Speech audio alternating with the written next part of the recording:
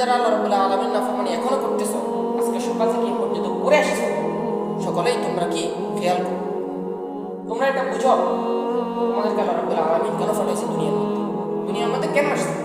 আজকে সকাল থেকে এই পর্যন্ত অনেক মানুষই মারা গেছে। পৃথিবীতে আপনি খোঁজ নিয়ে দেখবেন না, আজকে সকাল থেকে এই পর্যন্ত অনেক মানুষই কি মারা গেছে, কিন্তু আপনি কেন বাঁচি রয়েছেন? আপনি কেন বাঁচি রয়েছেন? যে আজকে জুমার নামাজ পড়তে হবে আপনার, এরপরে মারা যাবেন এমন নাকি? না না, আমি একটা উদ্দেশ্য নিয়ে আপনাকে বাঁচিয়ে গেছি। দেখি আমার বান্দাটা কি ফিরে আসে কি।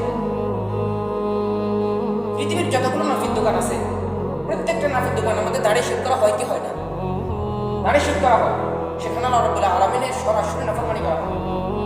তখন সমস্ত ফেরেশতারা, তখন মাটি আল্লাহ রাব্বুল আলামিনের কাছে ফরিয়াদ করে যে হে আল্লাহ, আপনি আমাকে শক্তি দেন, আমি তাকে গিলিয়ে লাই। মাটি আল্লাহ রাব্বুল আলামিনের কাছ থেকে গিলে ফেলার জন্য কি শক্তি চায়, এবং ফেরেশতারা